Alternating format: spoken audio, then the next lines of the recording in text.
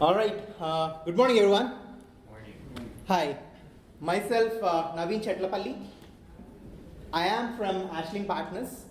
Ashling is a startup company where we offer technical services and we partner with many companies like Microsoft, UiPath, and many other multinational companies to implement generative AI and automation projects. And hello, please take a seat. What makes me bring into this event? Just my eagerness and thirst to teach the community, my tech community, of course, about the knowledge that I'm gaining at my work. So I'm presenting you today how to build AI-powered applications with Azure Serverless functions and architectures. So throughout all this 45 minutes of session, I'll take you through a lot of slides. Please feel free to ask me any questions at the end. I'll also show you a real demo of a product that we have internally built at Ashling, and it is really going to be a real eye-opener. I think so, because it's been a big learning curve for us at Ashling, and I've been the lead developer and lead product manager for that product, which we have internally implemented and which we are going to launch to our clients as well. Without any further ado, let's jump in. Without our sponsors, we wouldn't be here. So a big shout out to all the sponsors who are sponsoring the Scenic City Summit. You can see all of them here. So a big kudos to all of them. And hope you get them. I know, why did I put this slide here? Everyone keeps asking me about slides at the end. So I just wanted to be a little smart and throw the slides here so that you can just watch me presenting this through, and you can skip even forward if you are eager to learn more what I'm going to present next. Okay? Please feel free to scan this QR code, which will take you to a Google Slides, which I put all my slides there.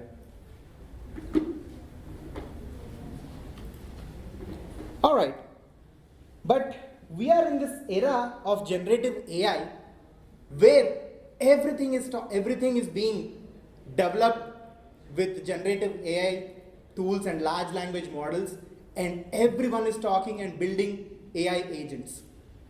You name it: OpenAI, Claude, Anthropic is Claude's company, but Google Gemini. Everyone is catching up the speed of the light to implement AI applications.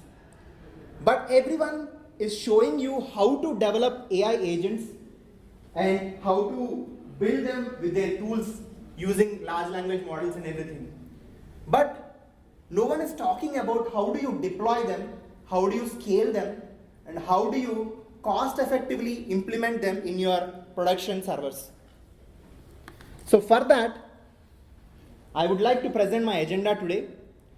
Why serverless plus AI is going to be a killer combination, and how Azure functions are going to work, and why AI integration and what is AI integration that I have used in my application with the generative AI APIs, and the best practices that I have learned in implementing that product. And you are going to see a real world demo.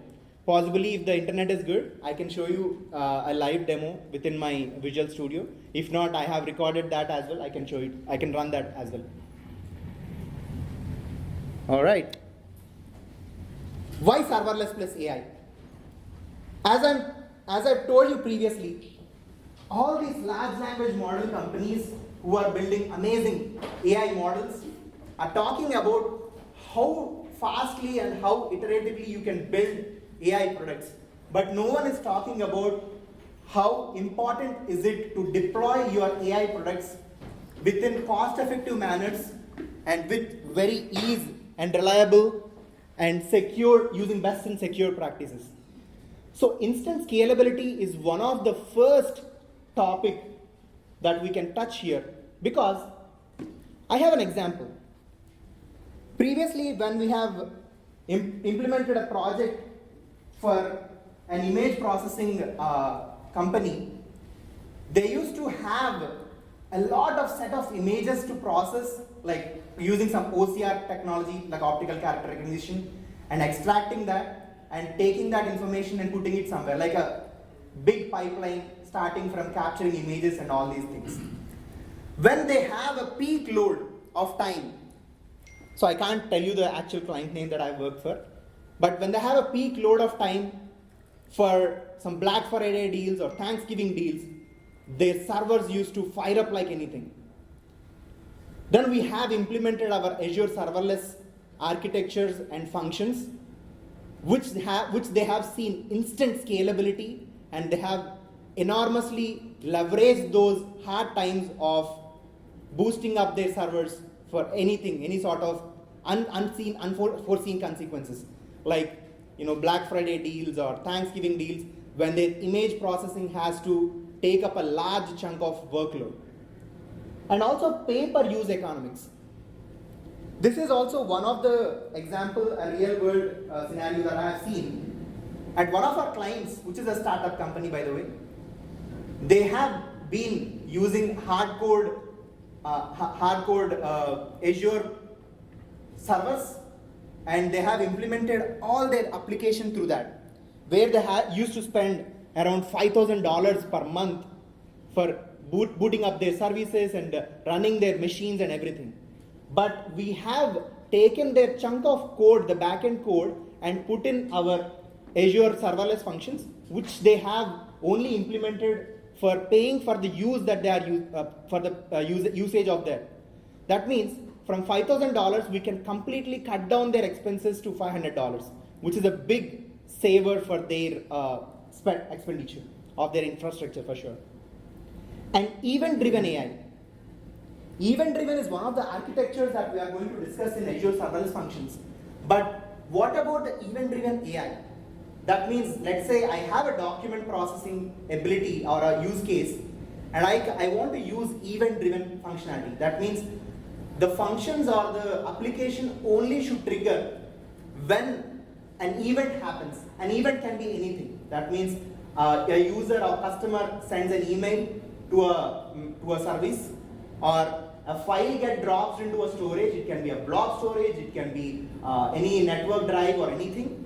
So those are the kind of events that we are talking here. And rapid development.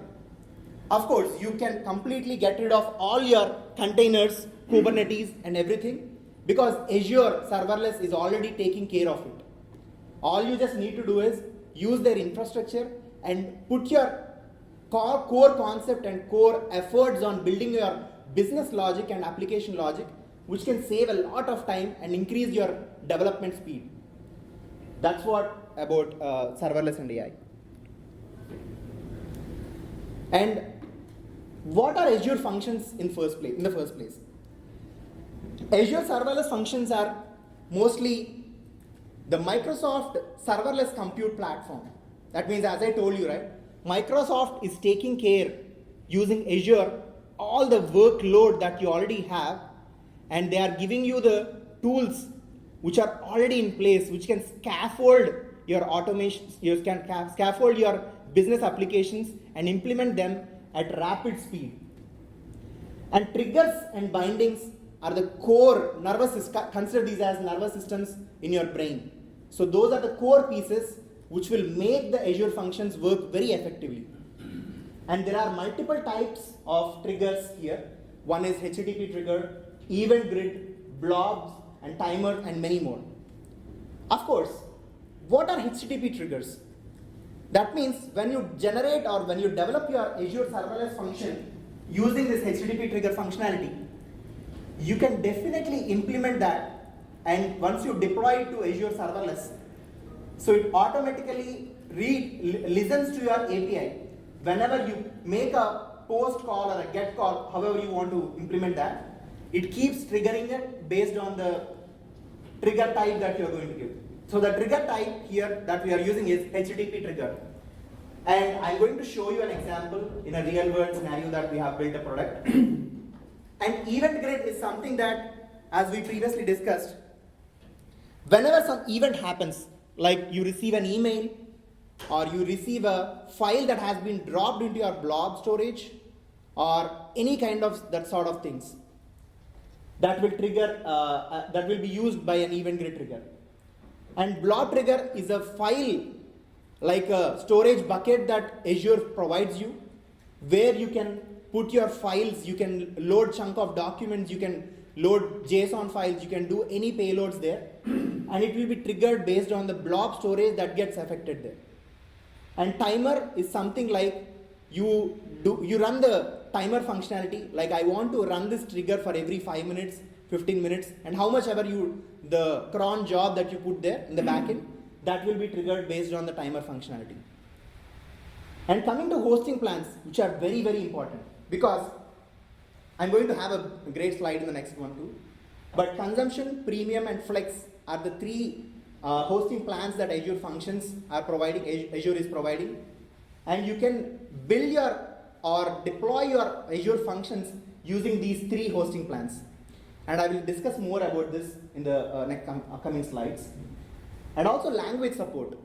Of course, Python is the most important language, as every one of you know, for implementing artificial intelligence or generative AI products. So it has an inbuilt functionality of providing Python, and C# is a no-brainer because Azure, it's the Azure's language that has been built on. So C# code also I'm going to show you how I have built some C# Azure functions here. And it also has some JavaScript implementations and other languages. So what I'm trying to say is it has a great language support of building Azure functions using any of these languages. And DevOps ready. So don't think about you have to build big pipelines to migrate your code from your development tenant to test tenant to production tenant. So the DevOps GitHub Actions is already taken place, is already implemented there. And Azure DevOps also has some inbuilt pipelines which are already has the CLI functionality where you can run some bunch of codes and you can have your Azure functions deployed from your development tenant to production tenant instantly. Also, this is one of the interesting slides everyone will be targeting towards, because we are all worried about how much costlier it would be. I don't want to throw some numbers, but it varies based on your implementation styles and your regions of the network centers that you choose for deploying your Azure functions. I did not give that, so for that reason. But these are the plans: consumption, premium, and flex. Consumption plans are for pay-per-executions. That means, let's say you only wanted to implement an Azure function where you have a batch processing of some AI image models. So that means this is an effective way of using that, because you can save a lot of time in processing all those images at once. And cold start is something that it definitely has some cold start problems. That means there will be a latency if you don't use the server, if you don't use that function in the consumption plan for a certain period of time, so it gets down. But whenever you want to trigger it back again, it will be coming back in 15 to 20 minutes. But if you don't have that mindset of having that kind of architecture in place, that means your function doesn't need to work on a very premium or instant ready messaging services. So you don't need to use consumption plan. So you can use some premium or flex plans there. So consumption plans are very much important to be architected in a way that you only use it in your services when you have some batch processing, or you only have some prototypes or POCs that you want to build for your internal services. Okay, and it scales up. Of course, scaling is an infinite thing that Azure functions operate. There are some settings that you can automatically operate where it automatically scales with zero cost. And premium models, premium plan and flex plan are also the same thing, where premium are reserved for your machines. That means you are focusing on some production ready instances. Like let's say you are implementing a project for a hospital or for some banking services where the information has to be readily processed. Then you should go for premium hosting plans. And also Flex is a new hosting plan that Azure Functions has provided, where you can use consumption. That means it saves some time, it saves some capacity for you to get rid of this cold start problem. That means you have a highest, minimal and medium cold start problems. Based on this kind of thing, you can architect your solutions in such way and you can proceed forward with your Azure Functions implementation. Hope that is clear. Let's go a little bit about the architecture of implementing these Azure Functions. I want to focus on event-driven architecture because this is one of the things which has been a big game changer for the product that we have internally built. Event publication, that means, as I was telling you, right, there is a function which has to trigger only when a blob files get dropped into that file. So you communicate or you connect that blob storage to an event-driven trigger. That means every time you drop a file into that blob storage, the event publication will occur and it will trigger the next services that will take care of the next iterations, whether it has to process that image or whether it has to capture the information from a document or extract it and process it to the next stages. And fan-out processing. So fan-in and fan-out processing are something like you collect a bunch of information or you collect a bunch of services and you bifurcate them to process certain things. That means, let's take an example of a company which is having some image processing, like some image recognition, okay? That means you have to capture your images first and then you have to process it to a certain services of extracting the information or bifurcating to next level of multiple chains or multiple branches. That is what is called as fan-out processing. So single event triggers capturing it into multiple branches. So that is called as fan-out processing. And this is one of the architecture types. And event grid routing. Event grid routing is the same functionality where you can route your events to multiple chunk of things. That means you can either use some blob storages or you can either call an API calls to route your events to do the next things. And event filtering architecture is also talking about, that means whenever you have some unwanted blob storages recorded, you don't want to process all of them. Like you only have a PDF file of an extension PDF that needs to be processed. So you can go to the event filtering and you can filter out all your blobs which have only PDF implemented and you can process it from there. So that these are the 4 types of important architectures that we have implemented internally.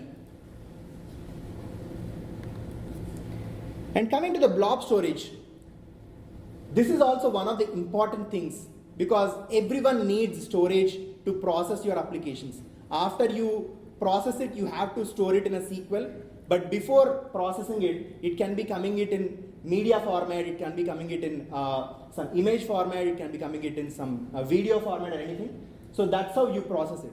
File upload events, that means every time you upload a file, it can be a CSV, it can be a JSON, it can be a PDF or anything, that gets triggered by using the blob storage trigger.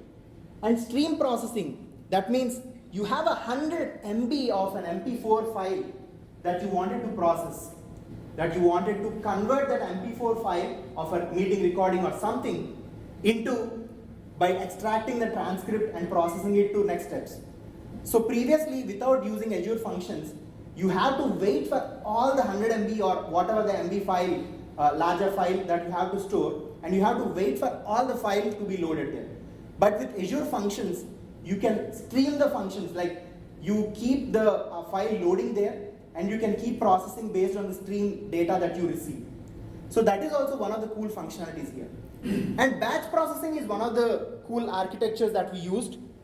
That means implementing the batch processing as well as the consumption plan.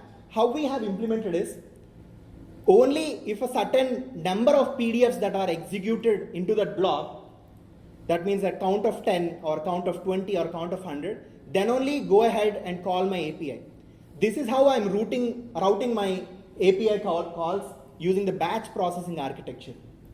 And orchestration is also one of the important functionalities that we have seen previously in the fan-out processing, it is also the same kind of orchestration. That means you can orchestrate once the file hits your storage trigger or something, you can orchestrate it to go to next level. You can make it to call an API, or you can make it to call another queue trigger function or a time trigger function or anything. So this is the kind of cool orchestration that you can use within this architecture.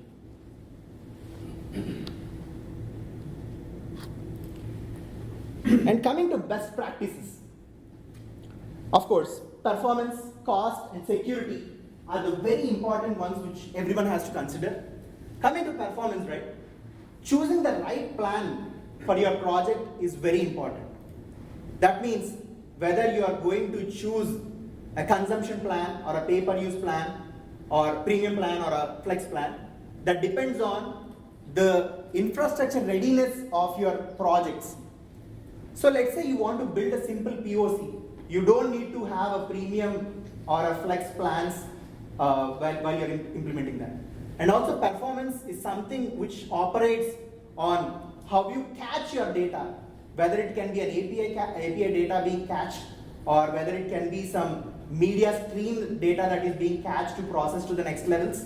So these are all the types of performance considerations that you need to take care of. And cost effectiveness.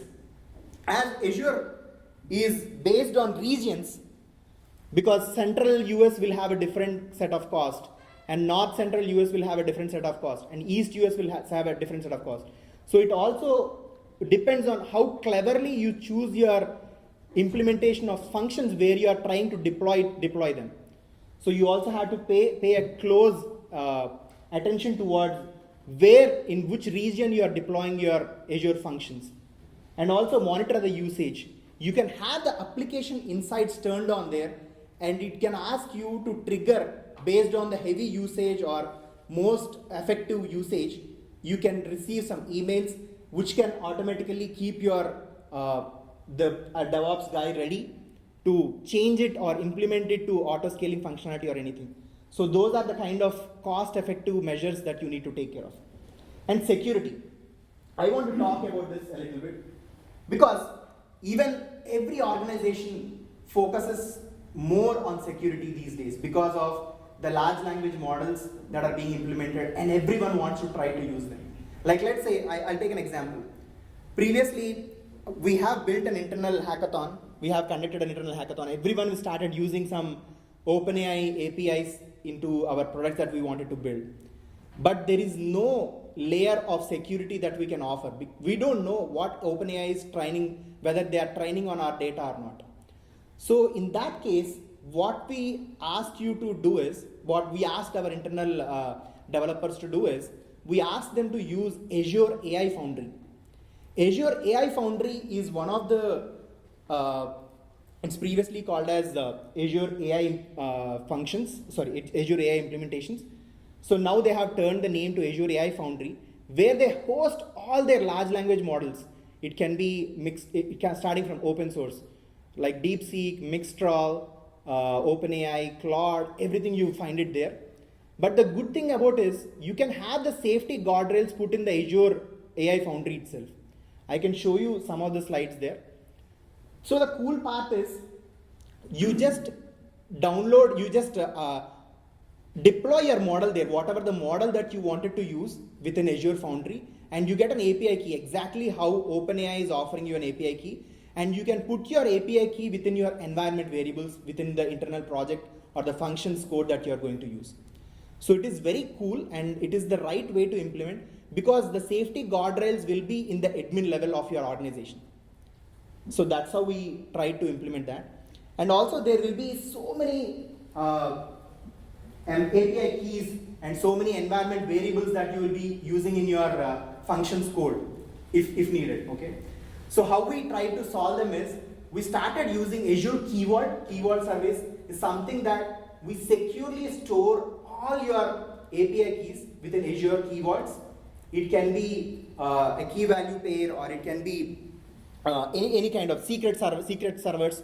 So we have implemented Azure Keyword to store all our API keys so that it follows our security best practices too. That means none of the API keys are getting leaked out. So that's how we try to implement the securities and within the small and focused functions. All right.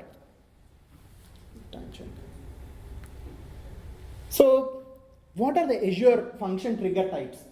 As I'm telling you, right, this is how you choose your function trigger types. But today we will focus on two types of triggers, that is block trigger and event grid trigger.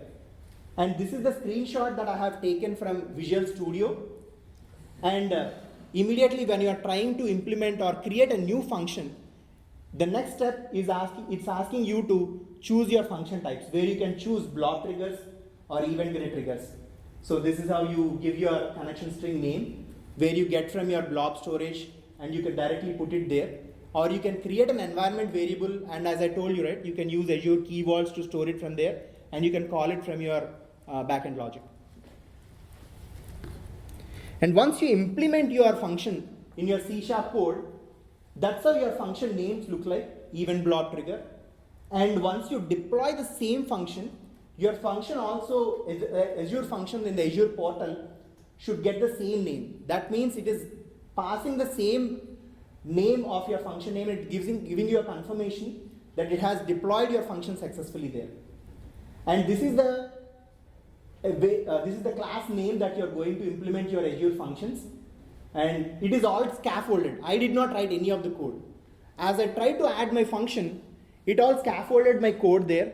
And only thing that I need to implement is the business logic, what that function has to do. I'll go and show how my next product is going to look like in the next slides. But this is how the event block trigger functionality looks like. Okay. And next thing, how the block triggers are implemented. Again, the same way.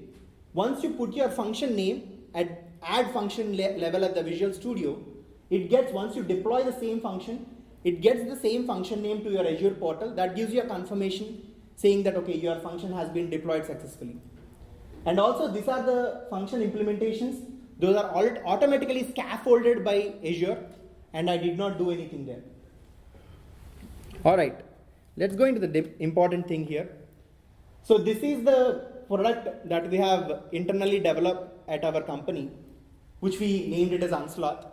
It is an AI-powered agent and documentation agent. Why we have built this in the first place?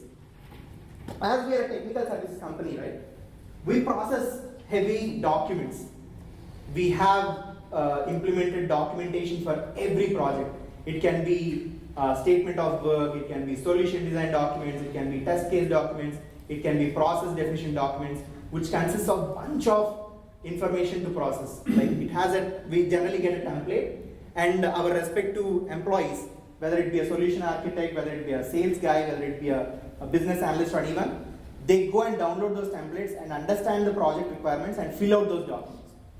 So what this product is trying to solve is, it is trying to solve the time that my team is going to spend on a project team is going to spend effortlessly by generating documents within no time. That means just by giving a simple prompt, they can automatically go ahead and download those templated documents with filled out all the information. Here, what happens is there will be a front end which is developed in Next.js, which will make a call to an Azure function, which is a HTTP trigger function, which has all the bunch of code. The code that has been implemented is to make a call to the Azure OpenAI API and make the template downloaded from our repository and fill out all the important sections of any given project. There can be any kind of projects that come to our table. So we try to completely fill out all the information, and that API response, whatever that is going to be given by Azure OpenAI, will be converted into a document format, and that document will be emailed to my user, or directly to my clients, or directly to anyone who wants to receive them. So this is the kind of product that we have internally built, and we are also trying to launch this to our clients for pay per usage. So how we have developed this? First thing I want to show you is First, how I have captured my API keys through Azure AI Foundry. I told you, right? Azure AI Foundry is a hub for multiple machine learning models or large language models collected and being managed by Microsoft and Azure team. All you just need to do is, based on your purpose or based on your usage, if you want to just use it for chat completion, you can just use a ChatGPT 4.0 mini model, which is very cost effective. I'll show you the cost also. And if you want to use it for image processing, you can go for higher levels of ChatGPT o3 or some additional advanced models. If you want to use it for some image processing or some additional creative work, you can go for Claude models. If you want to use it for video processing, you can use Gemini models. Okay, so those are all the models that you can automatically deploy from there. And all you need to do is get this API code and use it in your functions that you wanted to implement. And also, this is the inference endpoint, which is very crucial.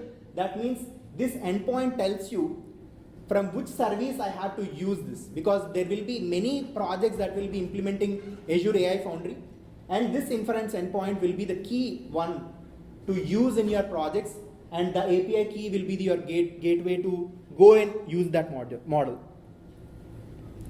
And also, this is the simplest model, the cost-effective model that I have used, the GPT 4.0 mini, which is just taking me 15 cents. Yeah, for the input tokens, and the output tokens will be 60 cents.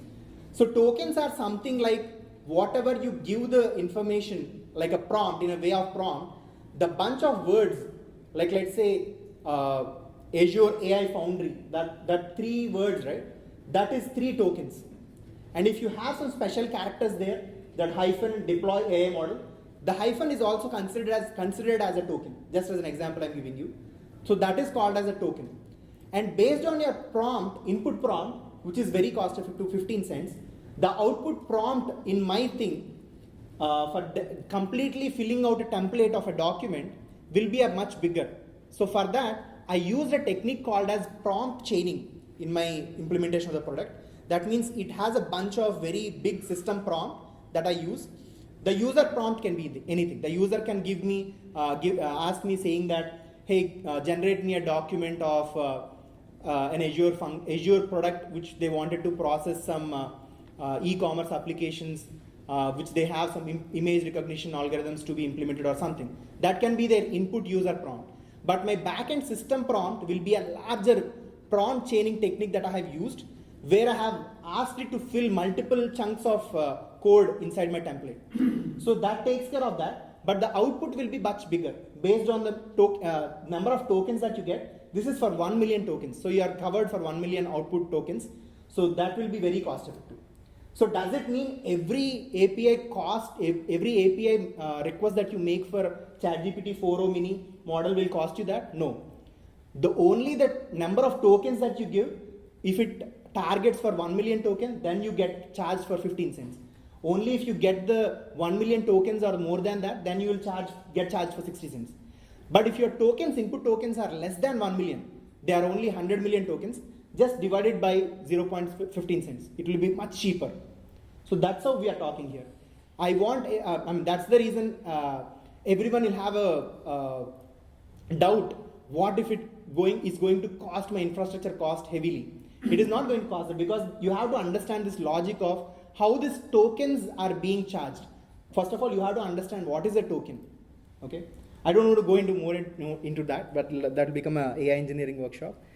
So, yeah, coming to this, I have developed the Azure function within Python language, and this is the function in Python that I have written, where it is going to make a call to my OpenAI Azure OpenAI deployment keys, the model keys, and all the chat completion requests, and how many tokens, the maximum tokens that I'm asking it to give. Here I'm only asking it to give 2000 tokens. How much ever output you get, you only respond me with 200 tokens. That means I'm also maintaining my cost effective measures here. And temperature is something that depends on creativeness of your large language model. More the temperature that you put, the model will be more creative. less the number varies from 0.1 to 1.0. That means lesser the temperature value that you put, it gives you exactly what you're looking for. But you have to play around with this, the temperature value, based on how your output needs to look like. So take a look at that as well, like once you start implementing this. All right, demo here. So I have created this for you. This is my Azure function. I just recorded this before we started this meeting. So this is my backend service that I'm going to run. And if you see here, I've already started this in the debug mode. And it is going to, if you see the command line prompt, the terminal, it is going to generate me the functions list there. I'm going to take that and use my Postman API to test that API. And this is the project description that I'm going to give. Let me pause it here. This is the project description that I'm going to give. So think that there is no front end for this. I can't, for some reasons, I can't show you that. But this is the back end. The use case is completely built for the employees and opening a UiPath app and everything that a project requirements come, right? You can directly put it here. Also, there is some creative use case that has come up. That means, what if a meeting recording that is transcribed can automatically be thrown? Yes, definitely we can do that. That means you just need to condense or summarize the information using a large language model, and automatically you can pass it to that service. So there is one layer in front of that if you want to implement that. We have already done that. That means my team, which has just completed their meetings, right? They can collect the transcripts and throw it into my tool, which automatically summarizes the information and converts into the document type that they are looking for with the implementation of Azure functions. So here, the overhead of maintaining a server, maintaining the scalability, and implementing some AI functions and everything has been taken care of. And it generally, this type of projects would take around 2 to 3 months of implementing if I'm running it from zero or scratch. But for this, with my team, I could definitely develop this in two weeks. So it cuts a lot of development time and development effort also. So you understood, right? And the recipient emails will be my email at my company. So once I run this, it is going to give me a complete information like this. It just takes a couple of seconds because it has to make a bunch of calls. First, it has to make an API call. Yes. And see the email that it has got generated. So this is the use case. Let me stop here. Of my test developer, my automation developer wants to generate some test cases, and I have utilized the Unsloth tool, which has saved a lot of time for him. At least, not this might be correct or not correct, but it has given him a kickstart of, instead of him downloading the templates and doing all the manual and repetitive work. And this has completely changed his perspective of, even if he doesn't think of some test cases that needs to be written, this completely changes his perspective of, okay, this also can be written in this way. Because AI can think more ahead of you, or it can be sometimes dumber than you. So that's how it is. So it gives the complete test case, application exceptions, accepted results and everything in the test case generated format. All right.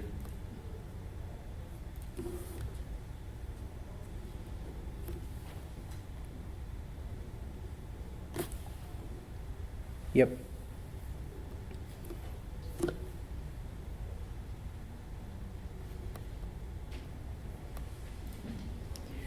Yeah. So you have my slides again, just in case if you missed my first slide of getting whatever that I have discussed here. And this is my information of contacting me, and this is my website, and this is my email.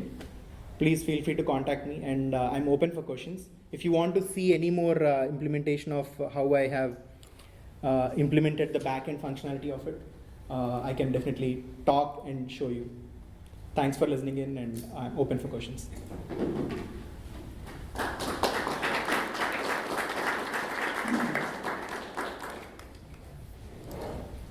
I can take any questions if you have. So, yeah, please. With serverless functions, like the I guess, the original paradigm of having like a dev UAT production Yep. environment. How is that recommended with serverless functions? Yeah, that's a very good question. We have tried to solve that by implementing within the GitHub repositories that creating multiple branches. Like let's say, because Azure Serverless function doesn't give you that way because it is not a tenant level of organization. It is single tenant for every organization. If you want to maintain multiple tenants, that's very fine. But easier and the smart way of doing it is push your code to a development branch, and you can put ask your developers to pull request your code to test branch, and you can put some bunch of codes or a bunch of test execution steps there, and someone who has to approve those test scripts that are passed, then only they can be moved to UAT test branch. And once that is completed, and the developer, once it is finally tested out, they will push it to the production branch, and you can put some guardrails there. Like couple of people have to, execute this, couple of people have to implement this or approve this request, the pull request. That's how we implemented it internally. Is there Azure DevOps like that? Yeah, I heard someone, of course. Azure DevOps is already having the actions inbuilt. That means once you push your code, it automatically takes from one tenant to another tenant, but you have to tweak the DevOps implementation a little bit. Yeah. Azure DevOps is a product, not a inbuilt on-prem server that you're talking about, right? Yeah, it's a cloud. Azure DevOps is a cloud product.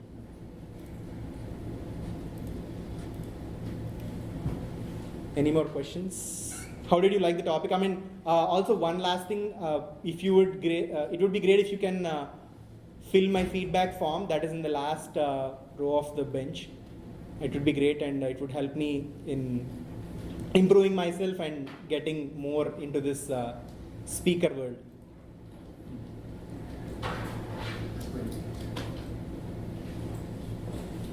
Yep, hope you have a great day. If not, we can wrap the session. It's on time. Thank you. Thank you.